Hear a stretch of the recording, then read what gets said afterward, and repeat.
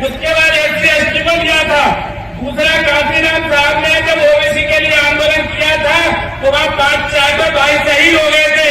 तो हम तो भैया आपका एहसान मानते हैं और आपका हमेशा जीवन भर मानते रहेंगे।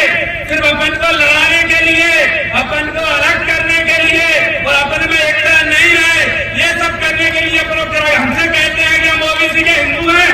हम मानते हैं हम हिंदू हैं, लेकिन मुसलमानों के लड़ाने के लिए हिंदू हैं।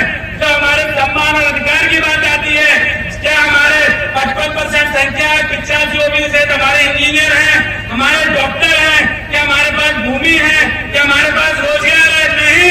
सिर्फ जब मुसलमानों से लड़ाना है तो सब हिंदू हैं। हमारे लोगों को तुम कांवड़ भरो, तुम पूजा पाठ करो, तुम रामायण करो, तुम सारी चीज करो और इनको अपने लोगों को IAS और IPS बनाना है।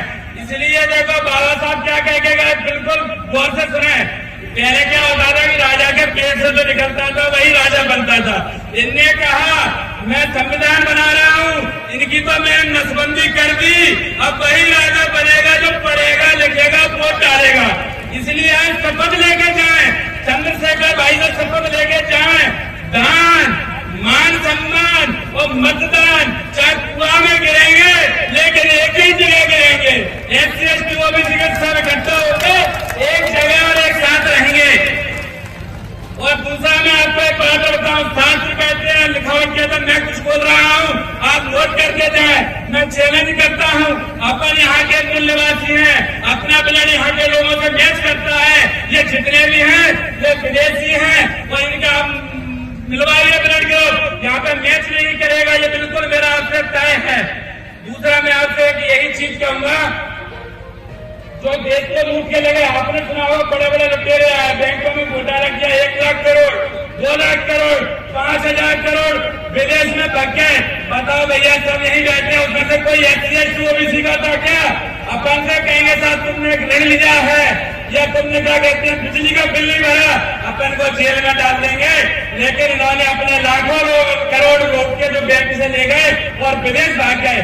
इसलिए मैं आपसे निवेदन करूंगा, आज एक होने का जैसे चमक से चमकते हैं, क्योंकि जब भी देश में समस्या आती है, किसी के साथ अन्याय होता है, गरीब के साथ, वंचित के साथ, शोषित के साथ, तो इस देश में एक ही आवाज आती है चंद्रशेखर भाई की।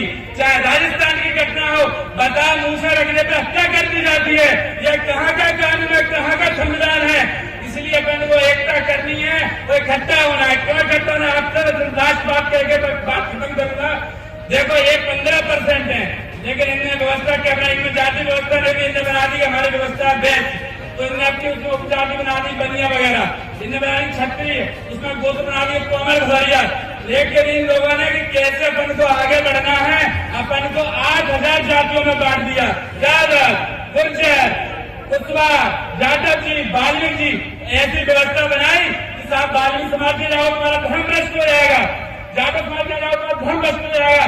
तो आज शपथ लेके जाए, क्योंकि यहाँ डबरा घरवारों में देखता हूँ, यहाँ रावत और गुर्जर ज्यादा बहुल क्षेत्र है। यहाँ आपको परेशानी होती है, कोई चीज होती है, तो मैं सबकी तरफ से आपसे कहता हूँ कि हम मिलेंगे, साथ रहेंगे, साथ लड़ेंगे। तो हम इस देश के शासक हैं, हम इस देश के रक्षक हैं, ये हमारा देश है। धानुक, गुर्जर, यादव, जाटव इस देश को रहने लायक अपन लोगों ने बनाया है।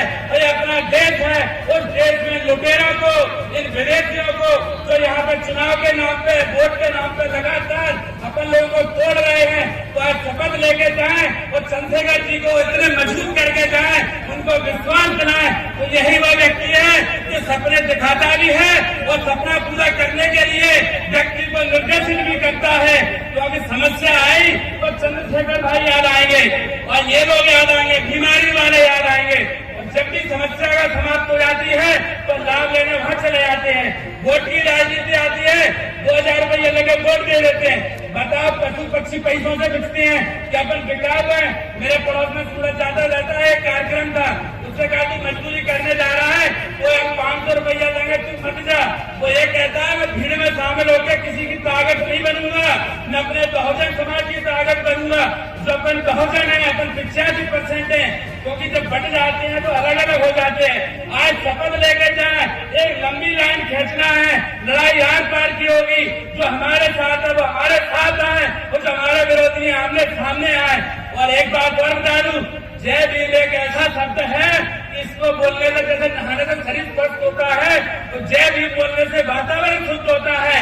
तो मैं आपसे एक ही बात कहूंगा पूरे जोश से, तो अगर अपन में क्रांतिकारियों का खून है, अपन जंगलों में है, अपन मजदूरी कर रहे हैं, मेहनत कर रहे हैं, वो इसलिए कर रहे हैं क्योंकि अपन ने अपनी बहू बेटी और अपनी इज्जत की रक्षा की है। अपन अपने महलों को छोड़ के जंगलों में निकले आए। और आप कहते हो गाँव में जाते हो, अम्मा कहती है भूखा जगाया जरूर है, सुनाइए नहीं। भगवान कछु न कछु दे दो, कछु नहीं देगा। 12,000 लोग रोज भूख से मरते हैं। मजदूरी देख लो, अभी काम चल रहा था, 100 किलोमीटर 100 जेसीबी लगी है, काम नहीं मिलेगा। इसलिए सारा धन सारा पैसा अपने बच्चों की शिक्षा में लगाएं।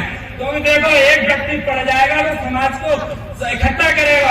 आज से आया शपथ लेके जाए कि एक साथ रहेंगे, उस एकता से रहेंगे, अखंड